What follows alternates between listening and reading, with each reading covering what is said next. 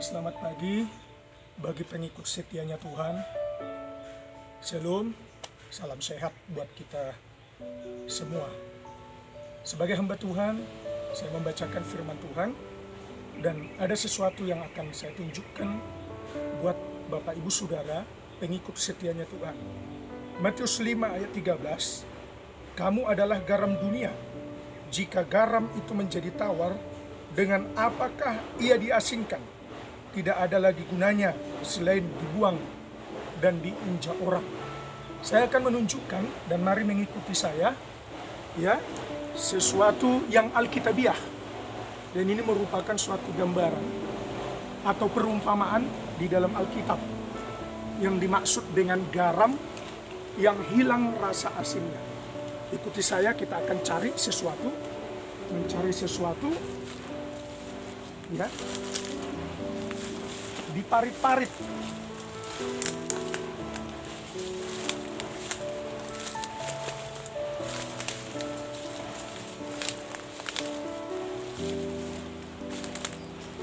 Ternyata apa yang saya cari belum saya temukan, saudara ya. Kita lanjut. Sesuatu yang sedang kita cari. Dan saya akan beritahukan apa maksud dan tujuan setelah saya menemukannya. Di parit-parit yang kecil, saya sedang mencari sesuatu.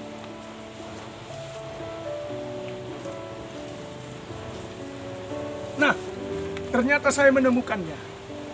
Ya, garam di zamannya Yesus, firman Tuhan ini dicatat, berbeda dengan garam di zaman kita sekarang, Bapak Ibu Saudara, pengikut setianya Tuhan. Kalau garam di zaman kita sekarang, itu hasil produksi perusahaan. Nah, kalau garam di zamannya Yesus dapat hilang rasa asinnya, itu garam yang alamiah, yang didapatkan dari parit-parit kecil. Sebuah batu yang besar, sebesar kepalan tangan, yang bulat. Dan sekeliling batu ini dipenuhi dengan garam. Jadi kalau pada masa itu, kalau kita makan makanan disertai dengan garam, itu makanan dimakan lalu dikecap sampai sekeliling batu ini garam yang alami, habis garamnya.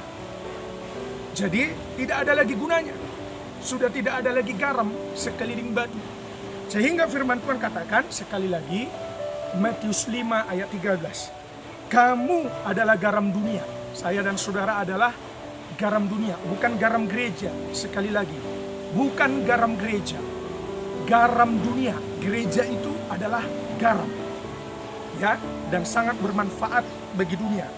Kalau garam itu sudah menjadi tawar, hilang rasa asinnya, yang tinggal hanyalah batunya.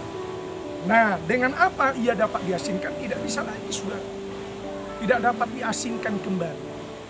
Tentu kalau sudah hilang rasa asinnya, selanjutnya batu ini tidak ada lagi gunanya selain daripada dibuang dan diinjak orang. Itulah artinya. Nah, sekarang bagi kita, arti rohaninya ada dua hal.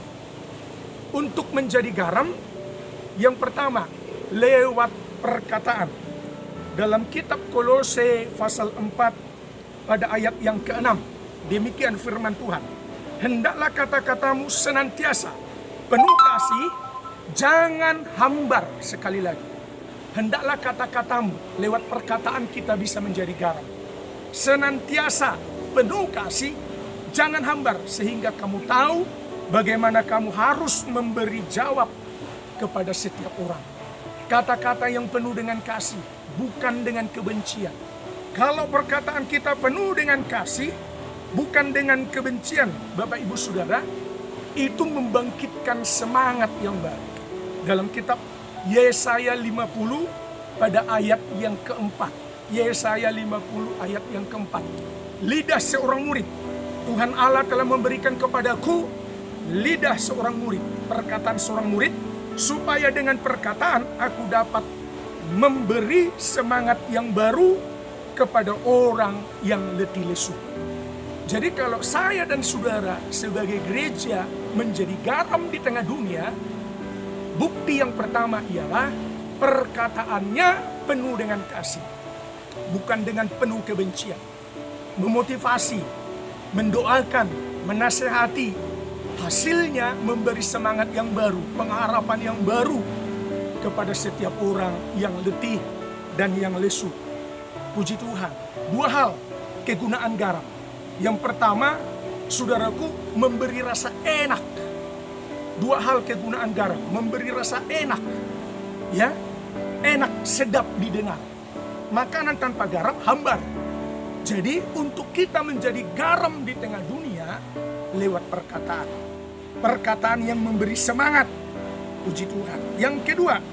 Yang kedua, saudaraku, kegunaan garam itu mengawetkan makanan. Contoh, ikan asin yang kadar garamnya sangat tinggi, ya, tidak gampang busuk, terhindar dari segala kebusukan. Nah, jadi demikian hidup kita, saudara. Demikian hidup kita. Supaya hidup kita menjadi garam, saudaraku, dalam kitab Mazmur 14 ayat 1, hidup yang menjadi garam terhindar dari praktek perbuatan bebal, perbuatan busuk. Orang bebal itu perbuatannya busuk. Demikian Mazmur 14 ayat 1. Orang bebal berkata dalam hatinya, tidak ada Allah, busuk dan jijik perbuatan mereka. Tidak ada yang berbuat baik.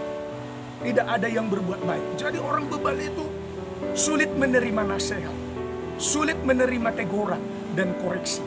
Orang bebal itu busuk perbuatan. Kembali, dua kegunaan garam. Satu, memberi rasa enak. Prakteknya dalam hidup kita, memberi rasa enak itu lewat perkataan. Perkataan yang penuh dengan kasih, memberi semangat yang baru bagi yang berputus asa, membangkitkan kekuatan, memberikan pengharapan yang baru lewat nasihat, lewat doa. Dan yang kedua, saudaraku, lewat perbuatan. Perbuatan baik tentunya, bukan perbuatan busuk seperti orang bebal. Yang terakhir, bagaimana kita dapat mempertahankan garam dalam hidup kita, dalam hidup saya dan saudara, lewat perkataan yang sedap didengar, rasa enak, memberi rasa enak bagi makanan, dan lewat perbuatan baik. Dalam kitab Markus pasal 9 ayat 49 sampai dengan ayat 50. Karena setiap orang akan digarami dengan api. Sekali lagi, karena setiap orang digarami dengan api. Ayat 50, garam memang baik, tetapi jikalau garam menjadi hambar, dengan apakah kamu mengasingkannya? Hendaklah kamu selalu mempunyai garam dalam dirimu dan selalu hidup berdamai yang seorang dengan yang lain. Hendaklah engkau selalu senantiasa mempunyai garam dalam hidupmu.